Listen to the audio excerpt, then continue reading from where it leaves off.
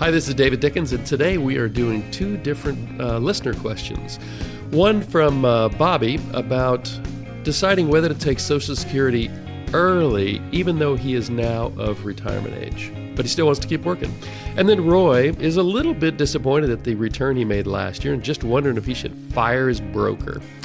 So we're going to tackle both of those, hopefully give you some interesting things to think about. I'll go get Walter, and we'll get started. Do you need help protecting your finances as you enter retirement? David Dickens of KC Financial Advisors has got you covered. Welcome to the Cover Your Assets KC podcast. Time to rock and roll once again here on Cover Your Assets KC. Walter Storholt alongside David Dickens, based in the Kansas City area, serving clients from there and beyond, I should say. You can find us online at coveryourassetskc.com for more information, episodes, and resources. Going to be a good episode today as we answer those listener questions. I'm surprised we didn't have a listener question in here about the Chiefs, David, and their success. Yeah, there are no questions. Well, there's too many questions to answer at this point, I guess. So Sunday should maybe answer a few questions. That ought to be a fan. I mean, man, if you'd have said somebody preseason, what's the AFC Championship going to look like? They probably would have said, Bills, Chiefs, we just don't know if it's going to be in Buffalo or Kansas City. Yeah. Yep, it seems, and we're very excited to have it in Kansas City. Pretty good week for it, so it's going to be a good championship weekend. I love that Commanders Eagles matchup. I think that's going to be fun to watch with how the Commanders have played lately. For sure. So, yeah, that's some good storylines this year for sure. You Kansas City folks, I'm going to tell you, people outside your region are pretty tired of hearing about the Chiefs. I don't know if you've noticed that or picked up on that fact, but yeah. So I was visiting my grandsons in Dallas. I don't know, sometime in the last 2 or 3 weeks. It's true. You get down there often enough, you probably get exposure. Yeah. Well, it was funny. I sat down at this basketball game, David's basketball game, and I was wearing a Chiefs pullover, of course, and the nice lady that sat right next to me, she wasn't a Cowboys fan. She was a Broncos fan. Oh, yeah. Okay. Oh, yeah. She had nothing nice to say to me. Actually, she was very pleasant and still had nothing nice to say to me about the Chiefs. Oh, man. I guess I'm a rarity. I like the Chiefs. I don't mind you guys. I think the Chiefs are great. I like Mahomes. I like what you stand for. I like how you play the game. Okay, I could pick a bone a little bit with him overselling some of those things, but I don't know. He's just playing the game, just trying to make it happen, I suppose. Yeah, but, trying to make a living. Here I am, though, in Colorado, not too far from where the Broncos play. So it's kind of funny, though, to see all that Chiefs hate. But tell you what, I see just as much Chiefs gear out here. Maybe not just as much, but I see a good amount of Chiefs gear out here. We had a horrible decade against them. So, I say what goes around comes around, or vice versa. I don't know which it is. But that's anyway. What makes the rivalry fun, right? Exactly. It can't all be one-sided. You got to have a give and take a little bit. I like to give more than the take, I'll tell you that. That is true. That is true. Well, let's see if you can give some good guidance to our question askers on today's show. How about that for a second? I love that. That was quite the segue. Yeah, we got these good ones that you teed up from Bobby and Roy, and we'll dive deep into each of these. So if you want to submit a future question to be talked about here on the show, you can do that at coveryourassetskc.com. Just look for the contact information there. We'll let Bobby go first here. Bobby says, David, I'm still working and plan to work for at least another 2 years, but I'm now old enough to start taking my Social Security without being limited on how much income I can earn. Is this a recommended strategy? What do you think, David? Well, so good question, Bobby. Just a little bit of background for our listeners. And nothing I'm going to say to Bobby here is specific advice for Bobby. This is just some thoughts about how somebody similarly situated to Bobby might handle this. So Bobby has said that he's now old enough to take Social Security and not be limited on how much income he can earn. And all that means to me is he just reached full retirement age. Once you're of full retirement age, and I'm going to round that up to age 67 right now, because in a few short couple of years, that will be the full retirement age for everybody going forward. Until they change it again. Until they change it again. I like that little caveat. But once you get to be full retirement age, the Social Security Administration does not dock you on how much they will pay you of your Social Security income. You can make as much as you want and still get your full Social Security income. So Bobby must be of full retirement age. I'm going to call that 67. And he wants to know, should I just go ahead and start and still keep working And, maybe use that money for investments or pay down mortgage or whatever he wants to do. So the keys here that I immediately thought about were these. Social Security is built so that if you live to age 81 or 82, it doesn't really matter when you start it because it's built to be actuarially sound. But if you die before your 80s, well, you'd wish you'd started earlier. If you die after, say, age 82, you wish you'd started later. Here's why that is. Regular listeners of our show know that if you wait past your full retirement age, the amount that they are going to pay you goes up by 8% a year. So for instance, let's say Bobby's 67 and his benefit is $2,500 a month. If he waits till age 68, he gets another 8%. Instead of $2,500 a month, he gets $2,700 a month. That's an extra $2,400 a year, every year until he dies. If he waits till 69, so he waits 2 years, he gets another 8%, not compounded, but it's simple. So instead of $2,500 at 67 or $2,700 at 68, he gets $2,900 at 69. That's an extra $4,800 a year. Bobby, depending on when you are going to die, and we don't know that. But if you think the probability is you're going to last longer than age 82, then from a numerical standpoint, you're going to be better off having waited. Then the question comes up, well, wait a minute. These people that are already getting Social Security, they're also getting this cost of living increase every year. And I don't want to miss out on that, Bobby might say. To which I would say, wait, Bobby, you get that too. Because once you get to be 62, the amount you're going to get from Social Security goes up based on your earning record, based on your age, and based on the cost of living increase that everybody else is getting. So you don't have to worry about missing out on the COLA or the cost of living increase. What you really need to do is kind of put a little bit of pen to paper and think, am I likely to live past 81 or 82? Bobby doesn't mention whether he's single or has a spouse, whether he is the higher earning spouse or the lower earning spouse. But if you're the higher earning spouse and you die first, then that higher amount of Social Security is what your remaining spouse, your widow or widower, is going to be earning for the rest of their life.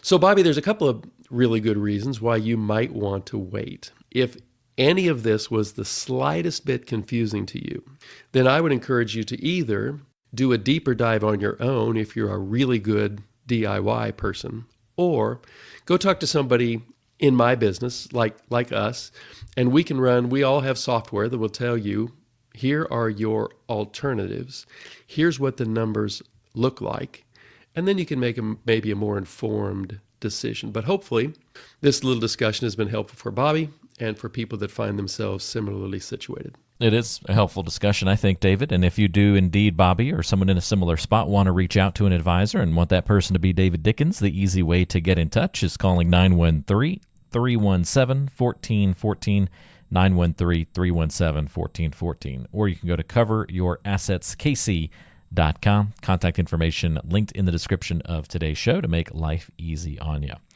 Good question, Bobby. Really appreciate that one. Let's get to our second and final question of the episode. This one's from Roy.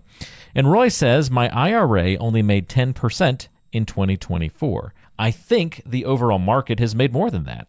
Do I need to fire my broker? So, Roy, that's a terrific question. It gets asked a lot, is why I think it's a terrific question, because people, it can be kind of confusing. So here's the way I look at this. It's really important to know what you own in the account that you're talking about. So your IRA, if it had zero diversification, if it only owned, let's just say, the S&P 500 or the NASDAQ 100, the QQQ, then yeah, you'd have been up over 20% last year. But that would have meant that you had absolutely no diversification. And the reason diversification is important is, for instance, in the 2008-2009 Great Financial Crisis, the S&P itself was down approximately 57%.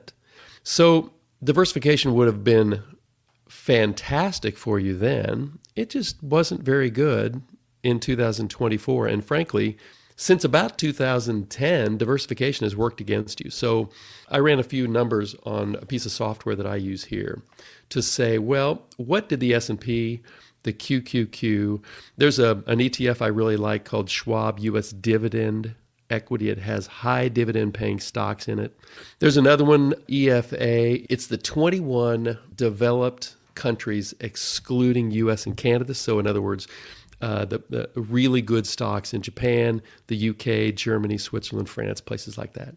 Then I also looked at a 3-year investment grade corporate bond and a 5-year investment grade corporate bond. How did those do last year? Because if you were going to diversify your portfolio, you might have very likely diversified into something that sounds a lot like 3 to 5 year corporate bonds and a little bit of investment outside of the US.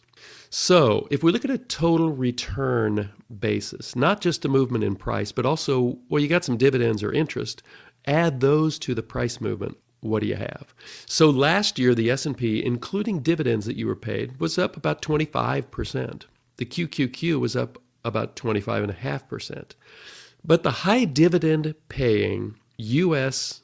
stocks that have a long history of increasing their dividends, that was only up 11.67%. The non-U.S. ETF, the diversifier that is not Canada, not the U.S., that was only up 3.51% last year. 3-year high-grade corporate bonds, 4.5%, and 5-year corporate bonds were up 3.45%. So hopefully you can quickly see, Roy, that if you had any diversification in your portfolio whatsoever, let's say you had a fairly aggressive portfolio and it was 25% in the S&P and 15% in the QQQ, the NASDAQ, and you had 40% in 3 to 5 year corporate bonds and maybe 10 or 15% outside of the US, you can pretty quickly see how you got yourself a 10% return in a year when the S&P was up more than 20%. So generally speaking, Roy, higher risk equals higher potential reward. And anytime you concentrate your investments in, for instance, just the S&P or just the QQQ, that is a higher risk, higher potential. And 2024, you got paid.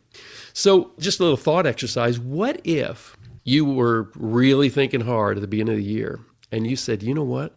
I think interest rates are going to fall this year because the Fed is almost certainly going to cut rates.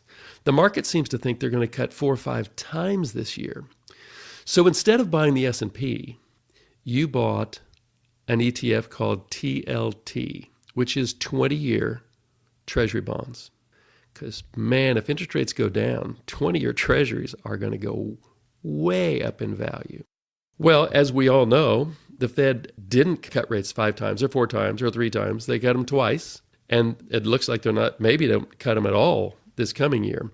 But you bought the TLT, and last year then, instead of getting the 25% in the S&P or the 11% in the high dividend or the 3.5% for Europe or the 3.45% for a 5-year corporate bond, you get a negative 11.5% price change in the TLT. So you put all your money in one basket. It was high risk, high potential reward, but the Fed didn't do what you thought it was going to do. So if you're going to roll the dice and go high risk, high reward, it's super important to know what you own and why you're putting it into all that money into one basket.